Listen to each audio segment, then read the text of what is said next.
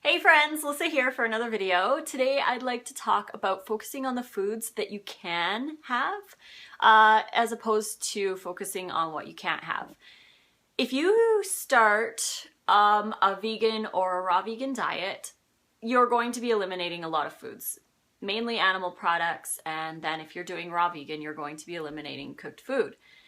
If you focus on the foods that you're letting go and think, I can't have that anymore and I can't eat that anymore and that doesn't make me feel good, then those foods are kind of more in the front of your mind. You're always kind of thinking about them, that you can't have them and things like that. But if you switch your mindset and just start thinking about all the foods that you can have, you will feel more abundant and more like there's a lot of food that you can eat, and you'll feel a little bit more free than if you're thinking about the stuff that you can't have anymore.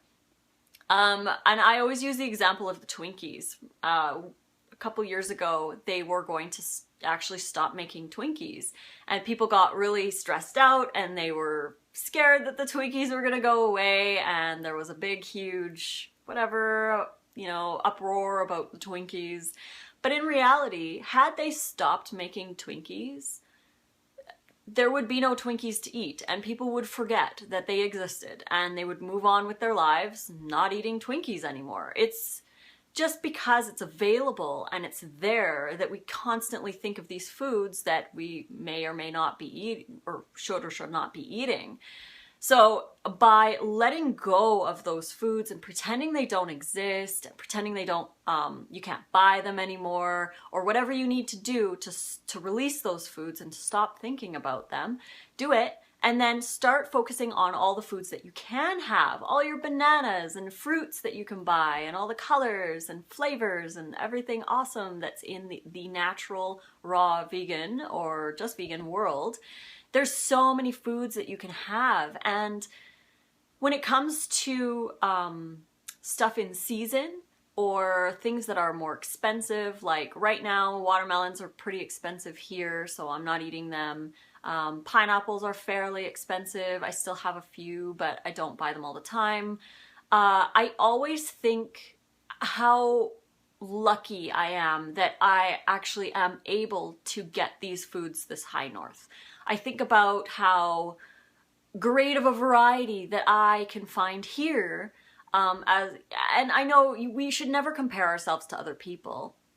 I don't live in Florida, I don't live in California, I don't live in the tropics where mangoes grow off trees and, like it would be lovely, but I can't dwell on that because that's not my situation. So I have to focus on my life here today and what I can get at my supermarket, and I have to be grateful for what I can get, and I need to make raw work.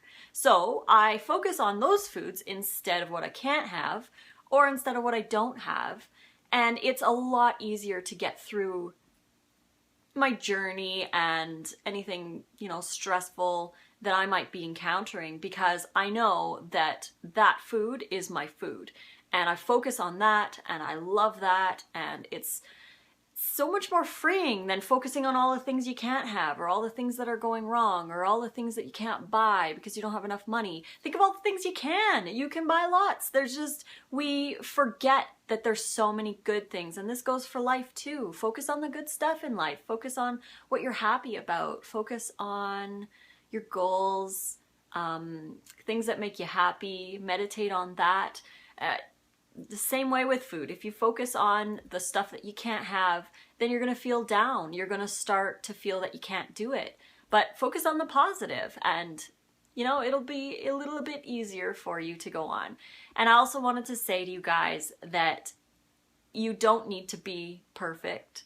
We don't need to be perfect. We need to, because if you're comparing yourself to other people, if you're comparing yourself to how raw is that person, how raw is this person, how raw is she, how raw is he, and then you're leveling yourself out with, where you stand, it's all you. You should only compare yourself with yourself. You should compare yourself with the way you were yesterday and say, what did I do yesterday that I could improve on? What did I do last week that I could improve on? What am I improving on? What am I doing better than I have done? You can only compare yourself to yourself. And if you feel you need to improve, if you feel that something that you're eating isn't, you know, helping you, then release it. Just let it go and move forward. Some people can eat avocados. I can't. And I'm not going to compare myself to them because that's just completely pointless. I know for myself that I can't have avocados, and that's cool. So I don't eat them. I don't eat cooked food because it doesn't make me feel good. And that's fine. So I'm moving forward without comparing myself to anybody else and without trying to be super crazy perfect, because no one ever will, and you can't please everybody. I mean, to somebody eating pizza and McDonald's, my diet's very, very extreme. But to somebody who's eating no garlic and no spices and very, very super clean mono meals and all of that stuff, they're going to think that my diet isn't clean enough. But it doesn't matter because my diet is clean for me. And if there's something in it that's bothering me, I will let it go. I will release it. And I might try doing weeks without garlic if it's going to, you know, to see if I feel different off of it or not.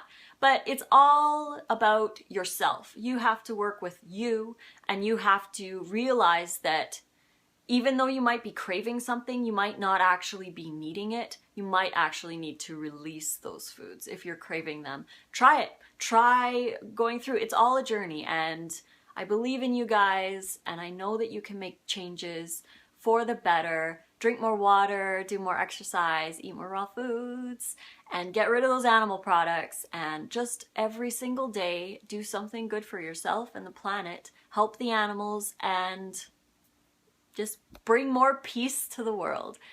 So, in your own little way. Anyways, I'm just talking now, and I gotta go do a photo shoot soon, so I'm going to let this go. But I hope you guys enjoyed this video, and if you liked it, give it a thumbs up and subscribe to my channel. You can find me over at Facebook, Twitter, Pinterest, Instagram, and YouFood, all at Raw Food Romance.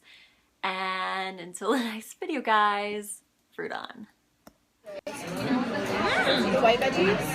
Is it good? They made them just for us. Was this on the menu? No, they made it just for us because we're raw. Oh. Yeah, you just have to. Maybe pickled, like slightly pickled with like. I don't know. It's really good. There's cilantro. They have raw salads though. Don't they? It's here. They should put these on the menu. Oh man.